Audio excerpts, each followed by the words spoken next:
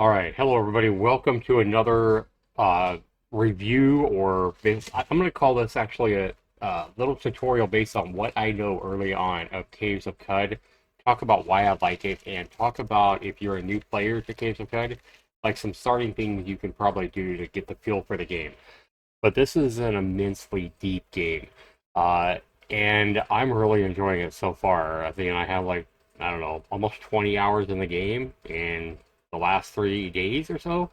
This is well working and everything like that. So definitely a good game to check out. So when you launch the game, guys, you go to your options. You have all these different resolutions, including 4K, just so you know.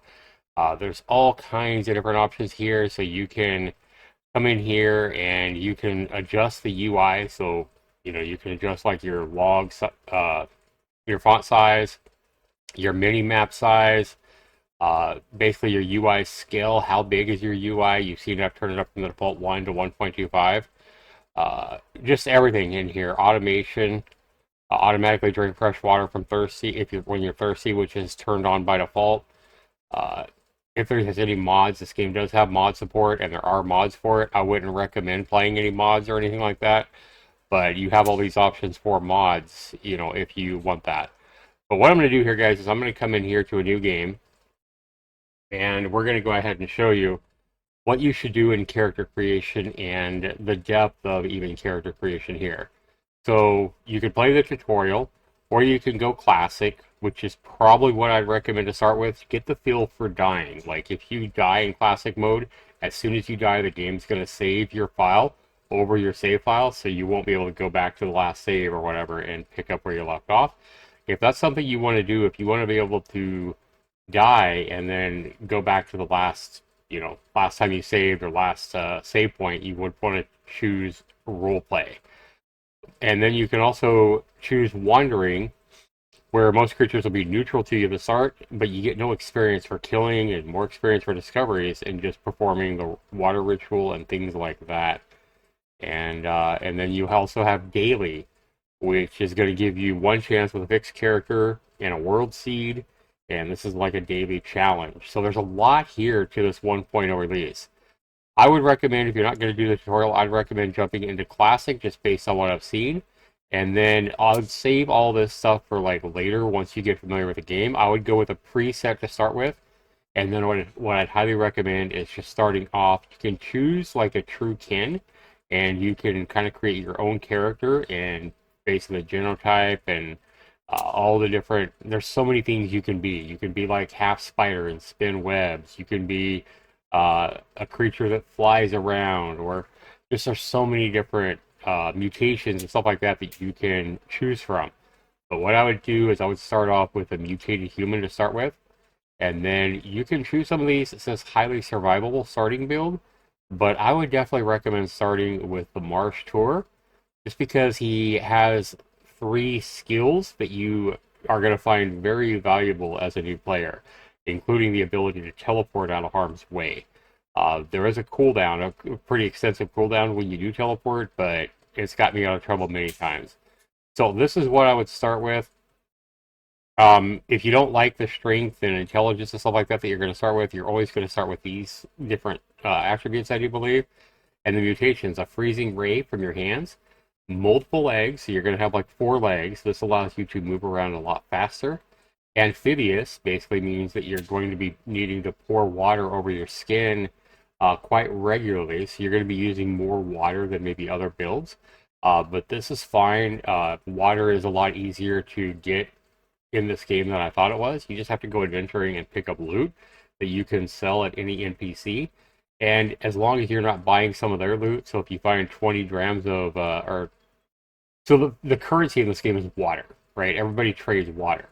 So water is your currency in this game because the lack of fresh water is abundant in the game that you'll find.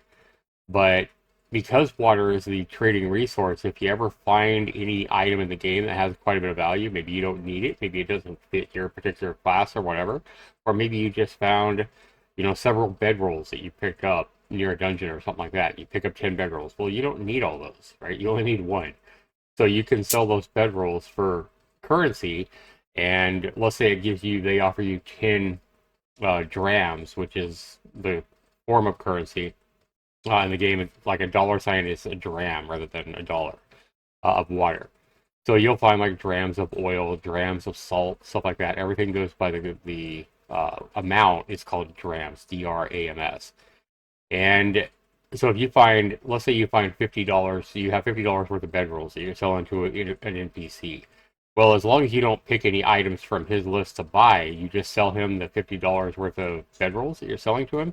Well, then he's going to give you 50 drams worth of water. And you can carry those. As long as you have an empty canteen, you're going to be able to carry that water, and then you'll have water. So we're going to go ahead and just jump in with this. And we're going to go ahead and just go. I'm just going to call him Noobs, and we're going to submit that. So my name is Noobs. Obviously, come up with a name that's going to better fit your style. I would definitely recommend starting in Joppa for your first few games. Starting, get familiar with the world from there, get used to Joppa. And then it's going to create a world. It's also going to create, another thing I love about this game, it's going to create a back history. So every time you play the game, the map's going to be laid out a little bit differently. All the locations, the different creatures and stuff like that, but it's going to be the same to an extent, but everything's going to be randomized. But also what's going to be randomized is the history of the world that you spawn in. So like all the lore and everything like that is completely randomized. So you embark for the caves of Cud. So this is what I love. So when you start off, it's going to be the 13th of your, that's the month. You arrive at the oasis hamlet of Joppa along the far side of Mograyi, the Great Salt Desert. I'm probably pronouncing a lot of this stuff wrong. All around you, moisture farmers tend to groves of Viridian water vine. Water vine is really common around Joppa here. There are huts wrought from rock salt and brine stock. On the horizon, Cud's jungle, strange chrome steeples and rusted archways to the earth. Further and beyond, the fabled spindle rises above the fray and pierces the cloud-riven sky. So I just love the description. It kind of gives you this kind of description everywhere you go and everybody you talk to and stuff like that. And you have it over here. If you just skip through it or whatever, you're always going to have it here. And you can always like hit tab and you can go to your message log and you can kind of read it there as well if you miss anything. So I like that. Also in your tab, you're going to have your skills. You earn skill points that you can buy skills with as you level up. You're going to have attribute points that you can get, mutation points that you'll earn as you level up. So for example, you can see that by ranking up my multiple legs, I'll be able to move twice as fast. Your equipment shows everything you're carrying on all your body parts. So you see I start here with a torch. If you just hover your cursor over it, it's going to show you exactly what you have. The game is also very playable with a controller as well for any of you guys that love controller, or if you have a Steam Deck. This game evidently plays perfectly on a Steam Deck as well. So you see I start off with a bronze battle axe, and it does... So basically right there where it says the 5, basically what that means is that for every... like if you hit an enemy and it has less than 5 armor, your bronze battle axe is going to do 1d2. So it's going to be 1 to 2 damage, but for every level. So if an enemy only had 0 armor on, protected when you hit it, it would do 5 dice rolls of the 1d2. If it had 2 armor, you're going to do 3 1d2 rolls. So basically you would do 3 to 6 damage with the battle axe. So that's kind of how that works. And then you see I also have on some furs. The first number is the armor level of whatever it is. And then the second number there is like your evasion. So this is an armor class of 2 that I start with, and it gives basically it gives me 1 more point in evasion. It's a -1 to my evasion roll. And then you also see for this class, I have an icy vapor, particles of ice, rain, sail in small and circular ribbons on my hand itself. So that's just part of the being an amphibious creature like I am. Tinkering is something I haven't got to yet, so don't ask me there. Journal as you move about the world. You'll be able to see and go to different types of classifications of all your locations. Any quests that you picked up will show here. It'll give you what you're doing and how your progress is at for that quest. And then your reputation here shows your reputation with all the different types of creatures in the world, whether it be antelopes. You'll see your reputation 0, so antelopes don't care about you, but aggressive ones will attack you. You aren't welcome in their holy places, for example, and I'll give you more information over here. Arachnids, so spiders in the game.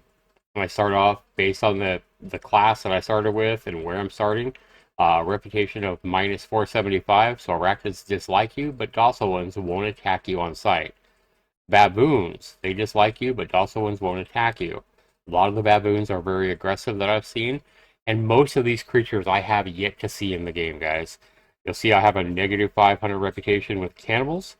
I think like once it's over 500, like minus 600, yeah, even docile ones won't attack you. So if it's more than a negative 500, that particular creature's, even docile ones are going to attack you on sight.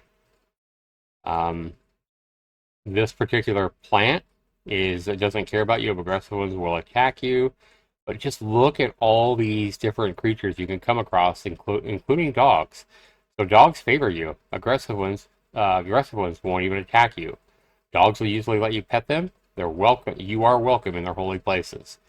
And like dromad merchants, for example, like if you go and kill a merchant out in the desert, for example, then they're probably going to start all hating you based on you killing one of their merchants. And then you're going to have a negative reputation, and they may not even deal with you, and they may attack you on sight. So be careful of that kind of stuff. Make sure you don't attack like neutral creatures that you might want to have a good reputation with later. Insects, they dislike me. The Isakari tribe, they don't like me, but also members won't attack you. Mechanibus, okay, they don't care about me. Aggressive ones will attack me, etc.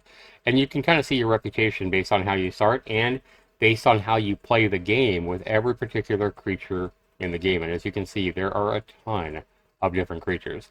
Just one of the many things to like about the game. So if we hit tab again, or we hit escape, sorry, we go back to our game world. Up here, guys, you're going to see your name. You're going to see this is your temperature. This shows sated, means that you're not hungry. Wet basically means you're not dried out. You're plenty liquefied right now. This shows you how much weight you're carrying. 38 out of 349 pounds is what you can carry.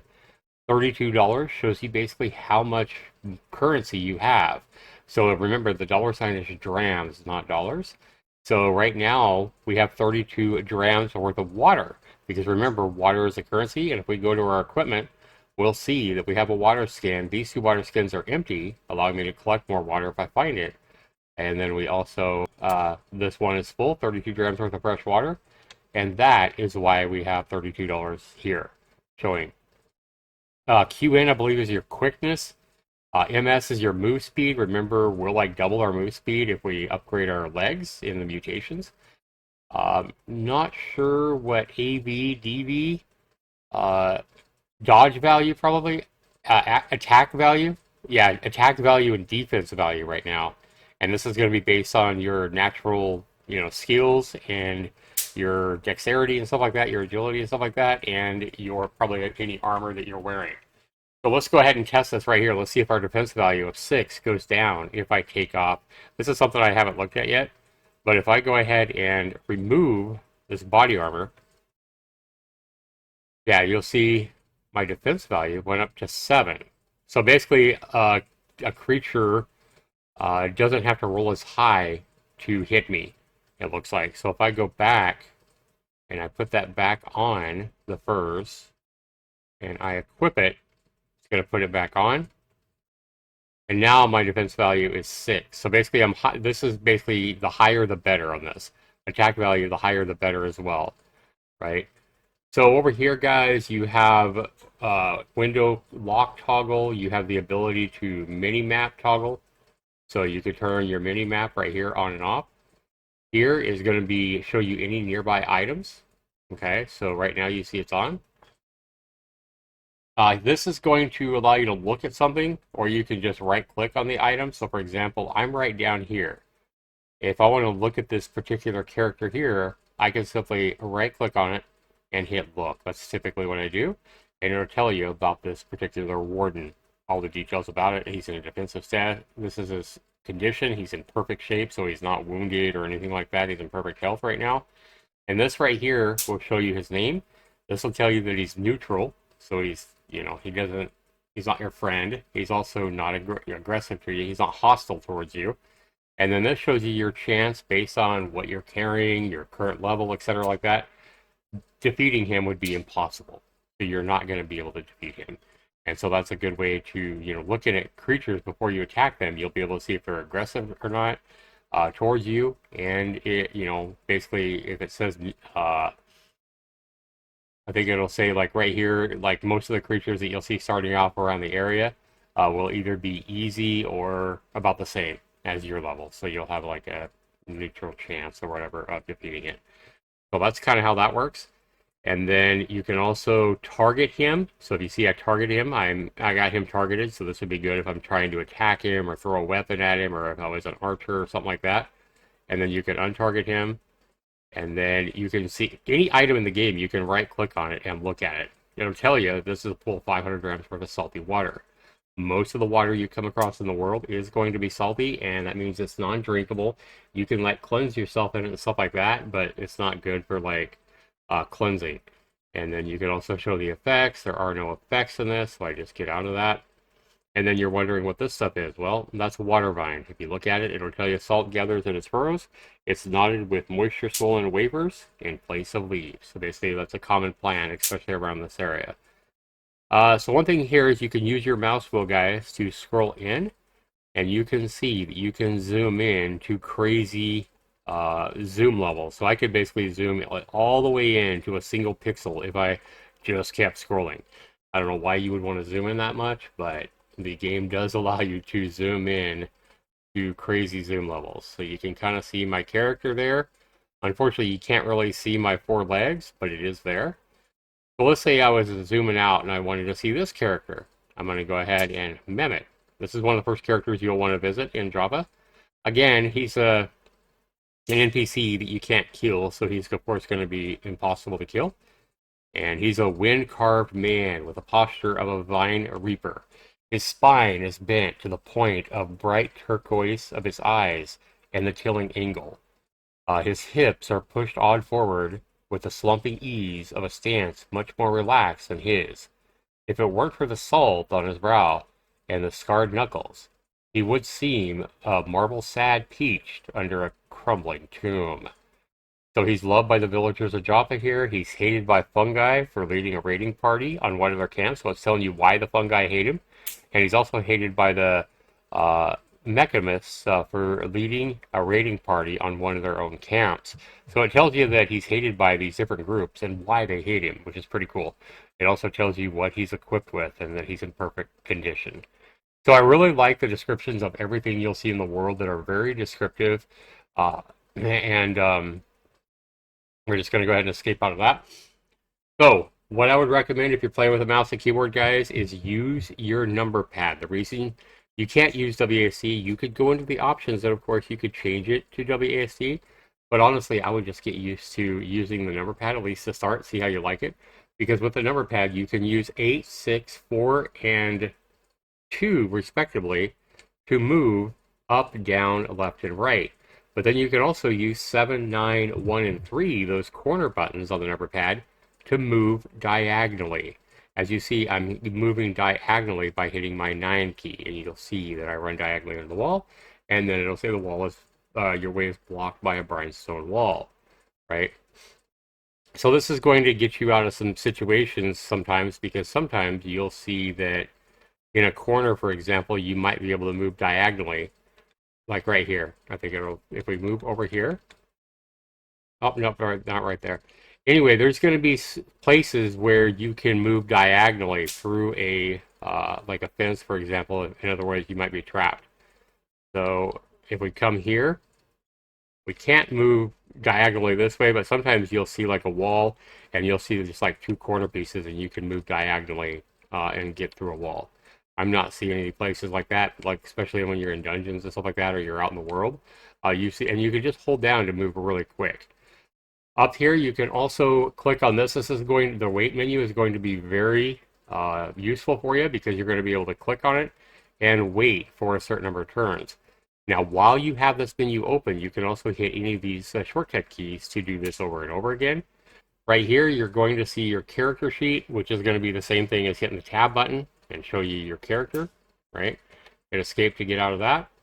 And then up here, you can move to the nearest point of interest. I do believe it'll confirm that before you go there.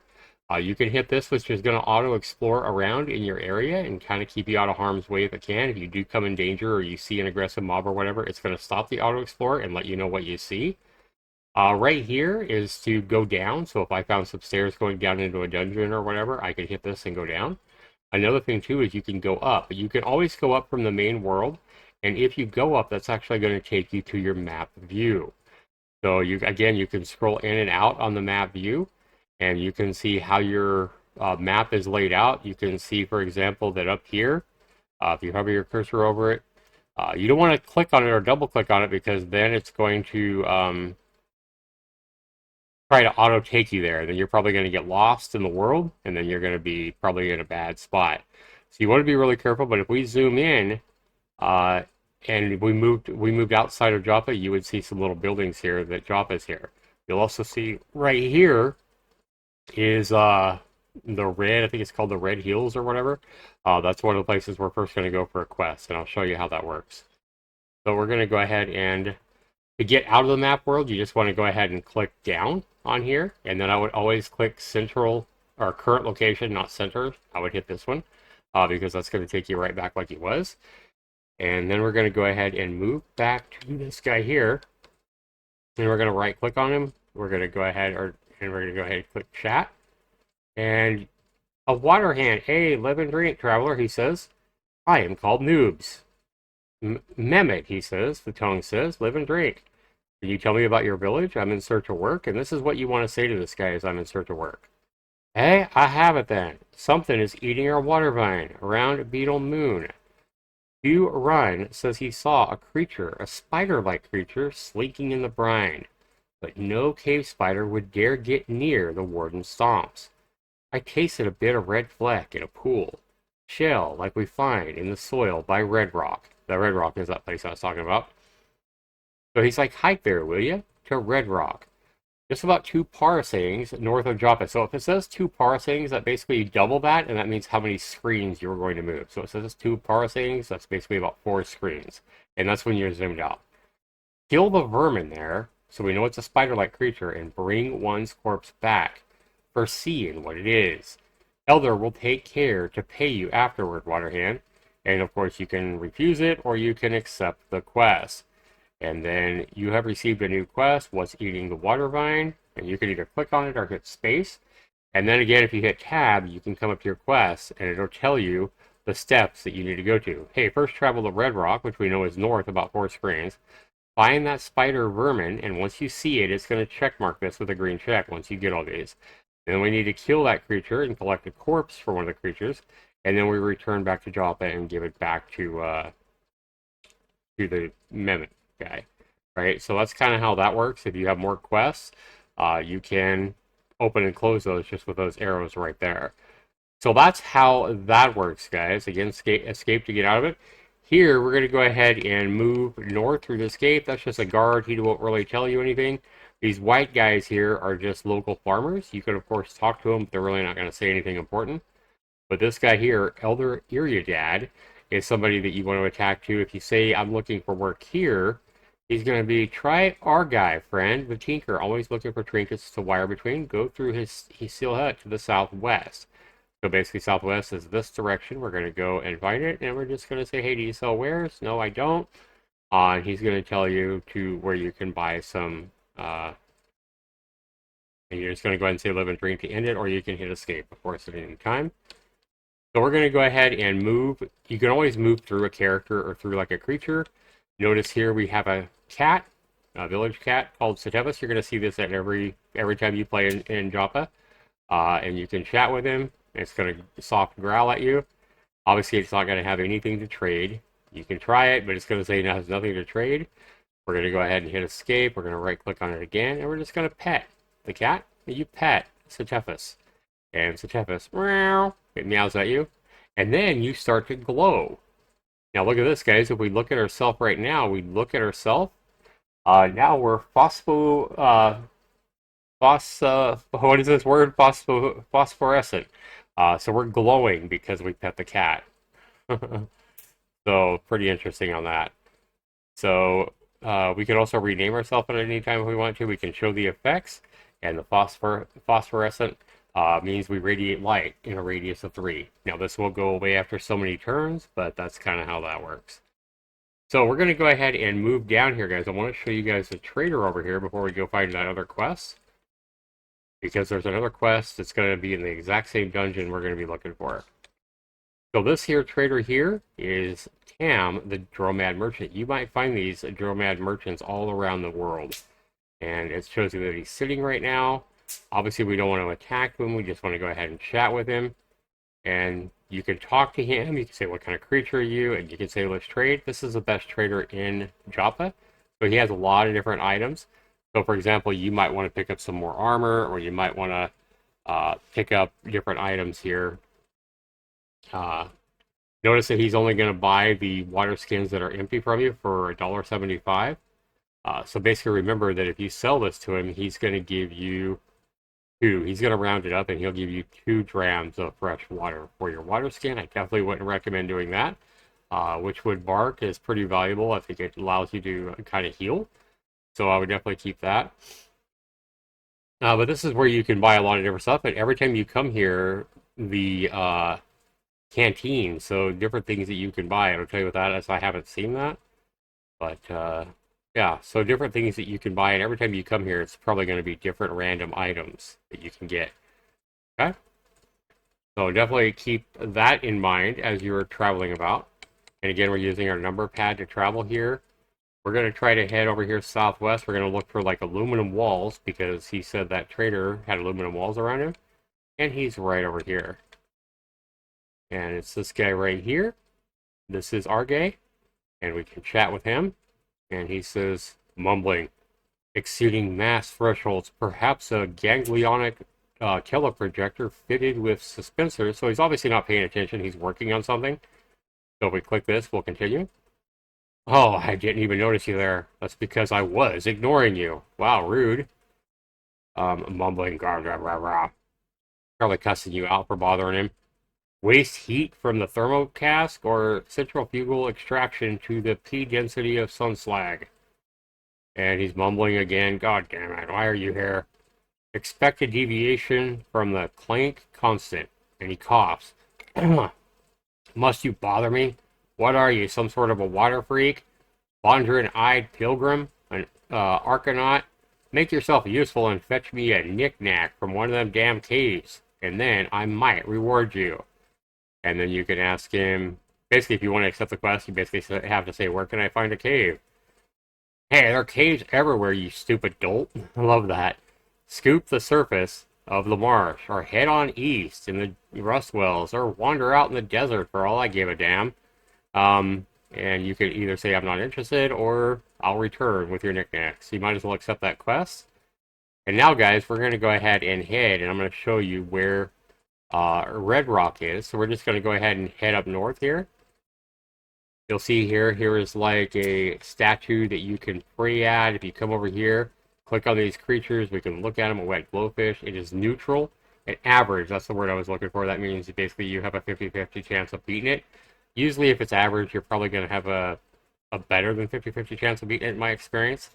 The good thing I like about this game is it's turn-based, so you can always stop. You don't have to, you're not going to get attacked 40 times while you're just not doing anything, or while you're looking through your menus. It's all turn-based, so if you attack it, it's going to have a turn. It can attack you as well. Tells you how it attacks. It would bite you if you did attack it. That kind of thing. And it's in perfect condition as well. But it's neutral, so it's not aggressive. It's not going to attack you on sight. So we come over here, and this is one of those situations where I'm talking about. Now here, I want to go up to the statue so I could talk to it or look at it or whatever, but I have this water vine in the way. I can either kill the water vine and attack the water vine, or I can simply escape out of this and I can hit my 9 key to move diagonally. There we go, just like that. So I don't have to sit there and kill the water vine. Now I can right click on the shrine. to Nadot, Ichabod's wife. I could desecrate on it. I could attack it, I could look at it, I could target it, or I could pray at it. So we're going to go ahead and look at it here. And it says the shrine depicts a significant event from the life of the ancient Sultan Nadot. In 2099 BR, Nadot appointed a corrupt administrator as the minister of the barracks precinct Kappa. She mandated the practice of climbing a mountain in Nadot's name. Right, so we can choose to do that, but by just looking at this, we're going to discover a location of the Kappa barracks. And we know the location of the Kappa barracks and our locations, historic sites section of your journal. And you've also received a quest to visit the Kappa barracks. You note this piece of information in your Sultan histories, and there you go. So you got another quest, you got a place you can visit now. And if we hit the tab button, not the tab button, if we hit the map button, let's see if we can see it on our map now. Is this it here? You have to go to these places before you'll be able to click on it to see what it is, I do believe. But yeah, this is kind of how this works. So you can see right here that, what's this right here? Yeah. Well, you can just right click. You can right click on any of these items to see what it is. Here's a Kappa barracks. So this became available on our map once because we just looked at that statue. Soldiers march on the corner rocks of the fallen extinct precinct, whose ruins lie nestled in the crumbling shell. So what you want to make sure you don't do is you want to make sure you're not like double left clicking on these places, or you're going to try to auto travel there, and then you're probably going to get lost, especially if you haven't explored the map, and then you might be stuck in a really dangerous situation. So if I right click right here, we'll see that's a red rock. The naturally reddened outcropping of stone juts out of the salted crag. Right here, this is Cayuca. This here is a jungle village of ape god worshippers and their giant mushroom dwellings. So you know there's apes and stuff like that there, so you might want to look at your reputation before you actually go there. Remember, you can go to your reputation with different things here. You can also look at your journal and see the historic sites that I found here. And you can see where it's at from you, from your locations. Basically, it's north and a little bit west to go there. And it'll tell you right there, 1 parasang west and 2 parasangs north of Red Rock. So it tells you exactly how to get there, which is really cool. Right? But right now, we're going to Red Rock. We're looking for a dungeon in Red Rock. And we're going to go ahead and get out of our map. Remember to get out of your map. You could hit escape here. Once on your map, you can go to game options, save and quit. And then I would definitely recommend saving your game every half hour or hour, just in case the game crashes or anything like that. I've been playing the game about 20 hours. I did have one random crash, and because I didn't save the game, after it crashed, I lost like 4 levels. So I was like level 5, and I went back to level 1. It's only happened to me once, but this is one reason why I would recommend saving your game. Also, if you find yourself in a dire situation when you're surrounded by like aggressive enemies and you know you're not going to live, might be a good idea to escape out of the game before you actually die, because remember, you have plenty of time every turn to think about what you're doing. Sometimes it might be smart if you find yourself like lost, for example, and we're in a dire situation. Let's say we find some really good loot, we're doing really well, we're level 8 or whatever, but we can see by looking at the different creatures that are surrounding us that instead of just being neutral, maybe they're difficult to beat, right? And we're like, oh crap, or there's just so many that we know we're not going to live. Well, if we find ourselves in a situation where we're pretty sure we're going to die, our best move might be to actually not save and quit, but actually just quit the game, and then get out of the game and then go back and load from our last save point, right? So that is something you could do. Just remember that if you do wait until you die, it's too late. So if you die, it's going to save your game over your last save, and if you try to load back into that save game, it won't let you. So we're going to go ahead and hit escape here. Remember, to get out of the map, you just have to actually hit the down arrow key, and then I would hit current location, right? And we're going to go ahead and move this way, and then we're just going to go ahead and quickly move up. Anytime while you're moving or you're holding down one of the keys to move, once you see something dangerous or aggressive or whatever, it's going to show you that. If we look at this crocodile, it'll say that it's hostile and it's average. So now that we've seen that, we can go ahead and continue moving up, and it may stop you again. And this can be changed in the options, guys. You can definitely change this in the options. This little dragonfly right here, giant dragonfly, is neutral, so it's not going to hurt us. So we're going to go ahead and continue. I would recommend keeping this on until you get really comfortable with the game, but you can see right here that creatures are going to attack each other based on their reputations with each other. So if we look at this crocodile right now, we'll see that it's injured. So we know it's fighting something, and we can see shots going on. If we look at this giant dragonfly right here, which is right to the south of it, and look at it, we see it's in perfect shape. So something is fighting over here. We may not be able to see it, especially if there's like water vine in the way. Like right here, there's a water vine, and we're looking down here, so we may not see exactly what's fighting this crocodile. So if we come over here, let's come down here, and we see blood. Look at that, blood is in the water. Pool of 502 grams of bloody brackish water. So you could look at it for even more if you wanted to. But we're going to come down here and we're going to see if we can figure out what's going on. Oh my God, what's going on here? So this crocodile, if we look at it now, it is bleeding and it's wounded. And we know it's fighting something. I don't think it's fighting this dragonfly. Yeah, the dragonfly's in perfect shape. It's just hanging around. I guess maybe it's watching, kind of like we're trying to do, right? So we're going to come over here and we see this crocodile is no more. And if we come over here, we see a red dragonfly, a salty, bloody, giant dragonfly. It looks like it's fine. Now, if it doesn't say perfect, that means it's been hit. So if it's fine, it's like, hey man, I'm still fine, even though it does have a chip off its shoulder, you know, or a ear shot off or whatever. It's going to say it's fine, but it's been hit by something. So you kind of know that. You also see blood on the ground here. So we're looking here, and we're seeing what the hell is... Oh, what? No, that's water vine. I thought I saw a new creature. Never mind. All right. So we see there's all kinds of creatures, and they're going about fighting and everything like that. So we look at this dragonfly here. It's in perfect shape. Was it fighting this, for example? Yep. So that crocodile was fighting this wet glow pad. They probably hate each other. And we see that it's fine. Remember, it's not perfect, so it got in a fight, but it basically kicked that crocodile's ass for what it looks like. And we can see the blood from the crocodile and maybe a little bit of blood from this glow pad right here in that fight. We're going to go ahead and continue on our way, guys, and we're going to go ahead and continue here. Uh-oh. So now over here, we see a Snapjaw Scavenger. You're going to see a lot of these. House style, average chance of basically beating it. We see it's equipped with a wide-brimmed hat and a bronze two-handed sword. So we're going to go over here. It's probably going to start attacking us. This thing here. Let's look at it. It's in perfect shape, but it looks like it is shooting a bow. Yeah, bronze dagger, short, sturdy bow. So it's actually shooting a bow at probably one of these glow pads. That's fine. Yep, so that's getting shot at. It's like fine. It probably just got shot, but it's like fine. It's not in perfect shape, so remember it's been hit. We also see up here, and this is what I'm talking about. These creatures that you see just going up to Red Rock may be completely different in your game. We also see up here that something or somebody started a campfire up here. Snapjaw Warrior, he's in perfect shape. He's also average and hostile. So, we're going to go ahead and make our way over here just a little bit. And somebody let out some spores here, right, in the fights.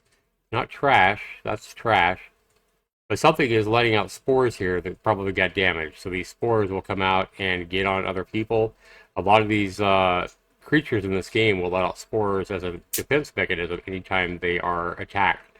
We see this guy here is shooting at us. We saw an arrow come down to us. We have another Snapjaw Hunter shooting at us here. Remember, we only have 18 health. We're only level 1.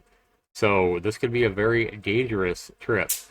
Here, I'm going to go ahead and target this particular Snapjaw Scavenger, and I'm going to charge at it. So as long as you're like 3 or 4 distance away from an animal, you can charge at it, and it's going to say, hey, where are you trying to charge? This might be too close, but we're going to try it. No, it worked.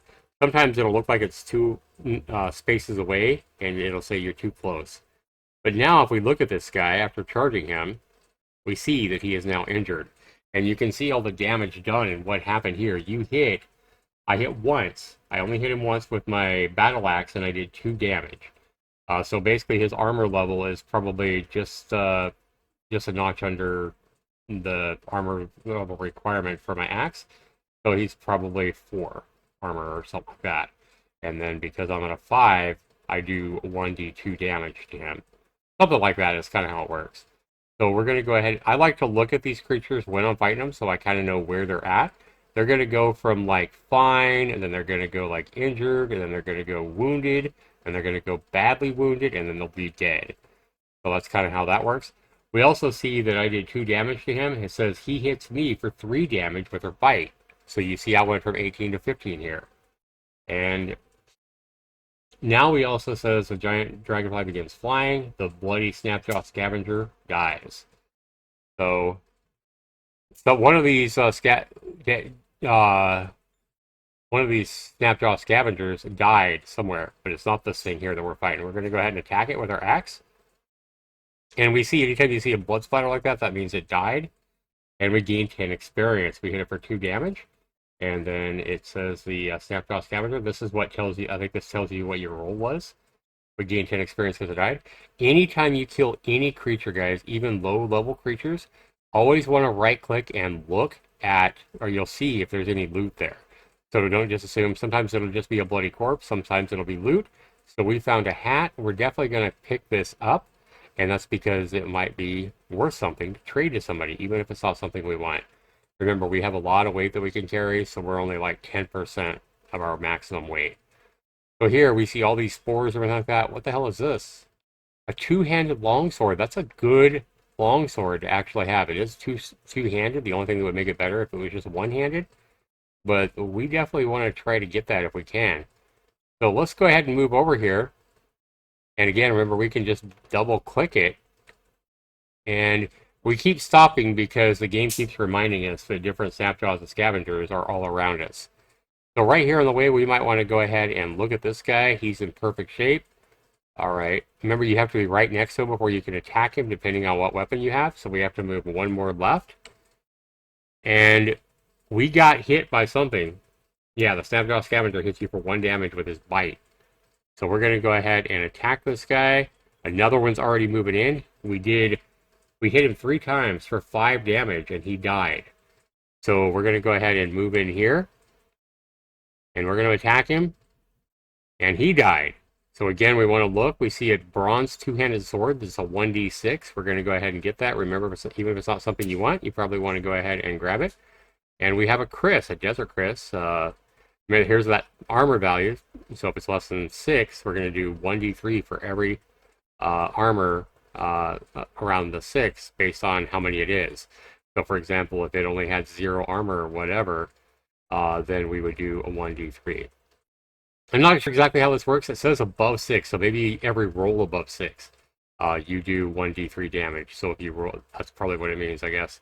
Something like that. Anyway, I know this is like its armor level or what you have to roll, and then if it's like, you know, above that or whatever, then you're going to do that many times the 1d3. So that's kind of how that works. We're going to go ahead and get that as well. And we see that something here is moving into us. So we're going to go ahead and move over here. Remember, these dragonflies are, if we look at that, they are neutral to us, right? So we're going to keep moving in here. And remember here, guys, that I am new to this game as well. So leather moccasins as well. So there's a whole lot of loot dropped here. Well, let's go ahead and hit tab. Let's go to our equipment. And let's go ahead and equip these leather moccasins. Even though they don't have any armor value or anything like that. It might help us. I don't know if it's going to help us travel faster. Maybe it's just, we're just going to go ahead and auto-equip it. 4 feet. And I might as well put on the hat too, right? It gives us 1 right there. So we're just going to go ahead and equip that as well.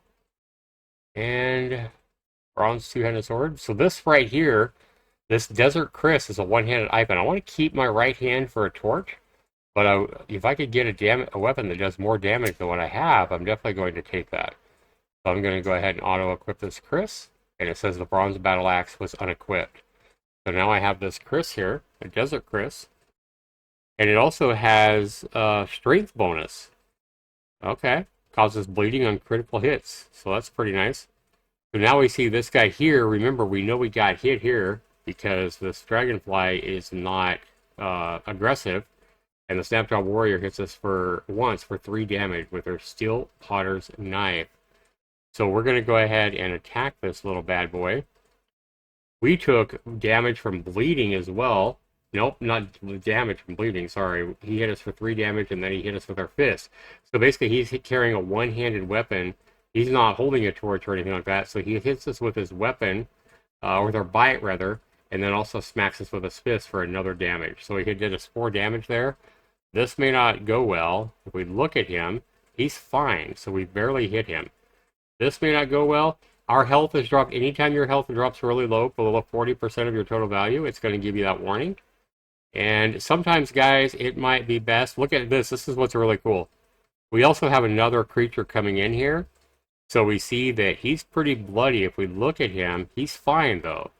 And then this guy we're fighting is also probably fine. Yeah, he's still fine, too. We are the one that's a mess. Look at our health bar. Right? But look at this, what's cool is because this guy hit me and blood splattered everywhere, you see my blood sitting right there, right? It also bloodied up this pool of salty water and completely bloodied up this dragonfly who's in perfect condition, but he's all bloody dragonfly. That's my blood all over this nearby dragonfly. And this is what I'm talking about. This is why I say this game is just immensely deep and just amazing to play. So right here, guys, you do have, and this is why I said to take this class, we do have one ability to get us out of harm's way. We could also do a freezing ray, especially if we only had one of these guys that we're fighting. We could kind of freeze it with our freezing ray. But one thing you can certainly try here in this situation is to try to do your teleport. So we're going to go ahead and try doing our teleport. It says you have to have explored the area, but sometimes it'll let you move out of harm's way. I'm going to go ahead and try up here. And we did teleport up here. Look at that. We also found another weapon right here, right by us. And there's also a woven tunic right there. So that's pretty cool. So we have to move closer to it to get it. But remember, we also have a Snapjaw Hunter down here in perfect condition. So we're going to have to be careful of this guy. We're going to move diagonally here. We also have another Snapjaw Hunter over here. And he hit us from, he missed us. So we lost the sight of the Snapjaw Warrior that we were fighting. But we're taking damage from bleeding right now. Right? So we're going to go ahead and grab this item. But remember, everything you do is one turn. So these guys are probably going to be attacking me, especially with their bows. And I might die here, guys. And that's fine. So now we also have a two-handed iron longsword of 1d8. We're going to go ahead and get that. Thankfully, this guy up here is too busy. He's still in perfect shape, but he is busy fighting this particular glow pad right here, and it's fine. Yeah, it's in a fight. So thankfully, it looks like this particular Snapjaw Warrior hates this glow pad more than me, or maybe it's just because the glow pad is closer to him. Anyway, we're going to go ahead and try to get out of Dodge City. We stumble upon some platinum remains. You note the location of the platinum remains in your locations oddity section of your journal. And yup, this guy's shooting at me. We lost another point.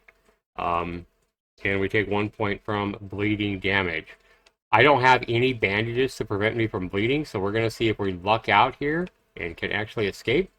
Look at this bloody warrior, though. He is definitely coming after us. Now, this thing is also a giant amoeba. I know from playing this. He's also hostile. We can't teleport for another 89 turns, guys. That tells you, that number right there tells me, yeah, that's a cooldown on our turn. We're down to 3 health. Thankfully, we did stop bleeding, so your chat's always going to tell you kind of where you're at. So what we're going to do is we're going to target this guy, and we're going to shoot a freezing ray at it, and try to freeze it so we can sneak by it. You emit a freezing ray from your hands, and the frozen giant amoeba takes 4 damage from your freezing effect. If we look at it, we see it's still fine. So I think at this point, while it's frozen, we're going to go ahead and try to sneak past it. Oh, it's not exactly frozen, is it? So we're going, and see, this guy came up as well. I think we're going to die here, guys. I don't think we're going to be lucky enough to get out of here. However, as you move, you will regain hit points as long as you're not being hit. So we're just going to continue to move north. And you finish the step, travel to Red Rock. So we gain 50 experience for entering Red Rock. We're up to 9 health. So sometimes, rather than fighting, guys, it's a lot smarter to just live to fight another day. And we're going to zoom out so we can see everything. And a lot of times these monsters will lose you as you move about the world. Especially taking this class and having those 4 legs, it's going to help you escape a lot of these battles that look like you're really dangerous. So now we're in Red Rock. We can see that right here, Red Rock surface above the map. So what we're looking for here in Red Rock is we are looking for, now we're up to full health already. We're looking for a little stair dungeon. Remember, you can't see real well through all these walls. So it's going to be randomized every time you play, so it's not going to be in the same place every time you play this. And remember, I could also use my auto explorer to explore around, but you got to be careful with that because sometimes it will get you in harm's way. And I would rather just search manually right now. Okay. You never know where this particular dungeon, you'll just kind of see some stairs going down is kind of what you're looking for. Right. And remember, trees and walls and everything like that definitely block your vision, so you're going to have to move kind of all around to see this stuff. Not seeing any stairs going down here yet, though. Let's go ahead and maybe move up. Nope, not seeing any more red walls. So now we're on the outskirts of Red Rock, so we definitely want to go ahead and stay down here. And we're going to see if we can find these stairs going down. Now, right now, we don't see very good, so I think what we're going to do, guys, it's nighttime. And so we're just going to go ahead and wait. So we're going to click this wait, and we're going to wait until morning. You pour fresh water over yourself to stay hydrated in the morning. And now it should start getting lighter so we can start seeing a little better. See how as we move around here, or as we just hit our 5K in the middle of wait, we're starting to have a lot better vision because it's not dark anymore.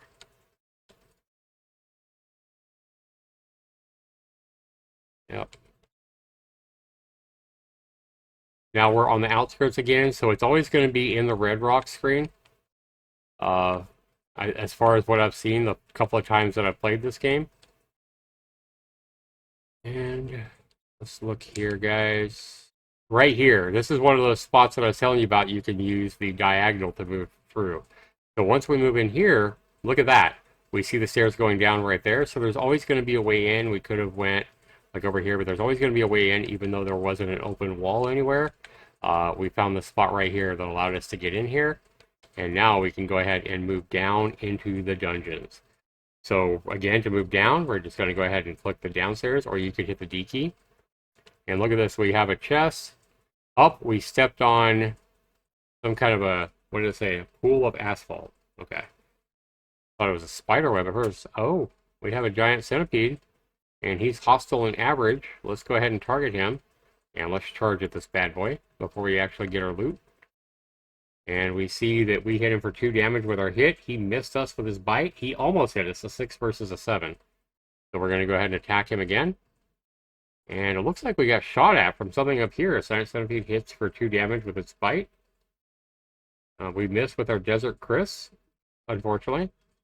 We're going to go ahead and attack him again. Yeah, it definitely looks like something's shooting at us from up here. I don't know what it is, though. That centipede hits for 3. Let's go ahead and look at this guy. It's injured. We're going to go ahead and fight here, guys. 4. So we killed him. We got 125 experience, and we're almost level 2 just like that. Now let's see if we can... Yeah, I guess nothing else was... I get stuck. Yeah, nothing up here is shooting at us. It just looked like something was shooting at us, just from the effects of the scorpion, I guess. So here we're going to go ahead and look at this chest. It just has a hinge on it, so it doesn't look like there's anything special. We're going to go ahead and not look at it. We're going to go ahead and open it. We found a bronze longsword that does 1d3. It tells us that it weighs 5 pounds. We found a water skin, which is helpful. And we can just go ahead and click on this or hit the tab key to take all. And then if we want to come back up, we always just hit the up. So that, it looks like this asphalt will actually... Oh, something's shooting at us here. A plant shooting at us. And we can see it's hostile. And let's go ahead and go kick its ass, because we're almost full health again. And I know these things are... Ouch! That hurt! We're going to go ahead and attack this bitch. And we gained a level. You're now level 2. We got 4 more hit points, so now we have, instead of 18, we have 22 hit points. And this thing is dead. We also gained a mutation point. So I'll show you guys how to do that. So we're going to come over here. We have our mutation points 1. I would definitely recommend getting that double speed here with your first mutation point with this particular class, just because it's kind of like the best value for your point. Also, you could increase your freezing rate or your teleportation skill as well. We have no more attribute points here, but for our skills, we do have 66 skill points that we might be able to buy some different attacks and stuff like that and put points into this kind of stuff. So, for example, we already have hurdle. No, we don't have hurdle. And basically, it doesn't cost any skill points to learn. So you do not have the skill associated with that power. Would you like to? So let's take a look here. Tactics. Oh, we haven't learned that. So tactics costs 50 skill points. So let's go ahead and get the 50 skill points for tactics, and now hurdle becomes available next time. And we already have it because we learned tactics, we learned hurdle, and then here's the second one. It does cost 50 more skill points, and we can be better at throwing. So this is really cool. Some of these things have a requirement. So for example, cooking, we need more intelligence. I think we have 14 intelligence. If you look here, it tells us our intelligence is 14. Yeah. So we don't, if it's in red, that means you don't have whatever attribute is needed to do that particular skill. So this is really it, guys. You're going to move around. Remember, every time you play this game, it's going to be a little bit different. It's going to be a little bit randomized. But you're going to make your way through this dungeon here. We see here a feral dog. If we look at him, he's friendly and easy. And she's a snarling mess of matted hair. This creature receives +1 to hit and melee and +1 to penetration rolls. He's in perfect condition. Obviously, his attack is a bite. And then we also have here a bat. We look at it, and surprisingly, it's easy and not dangerous. It's not hostile. But it does have a bite and has wings. Sheaths itself in flimsy wings. So nothing dangerous here, guys, but you're going to continue to move around these dungeons, and you're going to continue to do that until you find this spider-like vermin down here in the depths of this dungeon. You're going to need to kill one and collect its corpse and take the corpse back down to Joppa to turn in. And down here in this dungeon as well, you're very likely to find an artifact that is going to be that knick-knack item for the other NPC that we saw down there. So if we look at our quests here, guys, we'll see that we have 2 of them, the knick-knack. So we'll search the region surrounding Joppa for an artifact. I know I found the artifact twice in 2 of my playthroughs so far. And then you're going to give that to him. And then here is also our water vine. So we've traveled the Red Rock. We haven't found the vermin yet. Once we do, it'll let us know in the messages. And it'll tell us, hey, you see whatever it is, and this will be checked. And then we'll have to kill it, collect its corpse, and return back to Joppa and turn that in. Same thing here. So this is kind of how this game works. I think I've given you guys enough to get started in this game. I would highly recommend this game. If you haven't played it yet, if you haven't seen it or whatever, if you like deep immersive games that are going to be on the same level of like Baldur's Gate 3, maybe even deeper, probably way more possibilities in this game than even in Baldur's Gate 3. Obviously, Baldur's Gate 3 has, the graphics, but if you like to use your imagination, you don't mind reading a little bit, and you like a great big game of depth that can't be beatable in that regard, the possibilities are endless in this game. There are so many possibilities of the way things could go for you every time you play. I can't recommend this game enough. I would give this game a perfect 10 out of 10 from what I've seen so far, and I think I am just barely scratching the surface with nearly 20 hours in this game right now. So highly recommended, guys. I do want to go ahead and wrap this up because we're about an hour in, guys, on this video. And I also need to get to work today. So I want to thank you guys for watching. If you enjoyed this video, be sure you give me that like button, guys. And if you're not yet subscribed to me here on YouTube, definitely hit that subscribe button so that, you can show me your support. And so you also get notifications whenever I post new videos that you may be interested in as well. And probably a lot more videos as I learn more about this game will be posted right here on my YouTube channel as well. But I do a lot of indie game reviews. I do look at a lot of indie games and give you my opinions on indie games and helpful tips and all kinds of stuff right here on my YouTube channel. I've been doing it for like 12 years now, more than 12 years, with over 4,000 videos. So hopefully that's enough to get you guys to subscribe to me if you haven't already.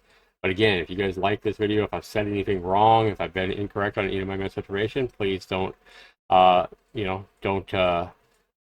find it bad to comment and leave me a correction in a comment down below. Let me know what I said wrong. You see here that I'm hungry and wet, so you might want to eat something. Oh, that's one thing I want to cover here real quick, guys. If you are hungry in the game, rather than actually going into your equipment and eating food and stuff like that, you don't really need to do that. That is one important thing. So what you can do is you can just make a campfire and then click where you want to create the campfire around you, and you'll make a campfire. And anytime you create a campfire and you're hungry, just go ahead and right click on your campfire and click cook. From this option, if you have any cooking skills, so if you've upgraded some of those cooking skills, you might be able to take, dead corpses or legs of spiders or whatever out of your inventory and make a meal. And if you do have like body parts and stuff like that that you can make a meal out of, you can make a meal out of basically anything. You think you just have to have 2 items. And then that meal that you whip up is going to give you some kind of modifier uh, after you eat to like your attack or to your armor or to your evasion or whatever. So that's really cool, fun to explore with there. But if you don't have any skill to cook anything, you don't have any recipes or whatever, you can always just click up and whip up a meal, even if you're a complete noob. And I love this part. You gather some fixings. So we basically just find random shit, either in our backpack or in the nearby area. Congealed whole honey injector, uh, diaphanous wing, a salt hopper wing, and an eternal flake of shell.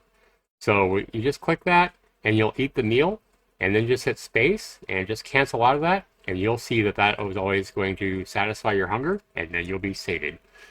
So always make a campfire to eat, guys.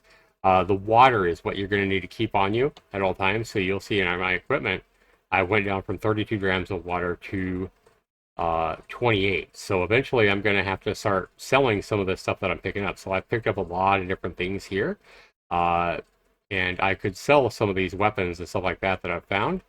And maybe this tunic or whatever, I could sell a lot of this stuff and get some fresh water to any NPCs as long as I'm not picking the other items that I'm buying from them.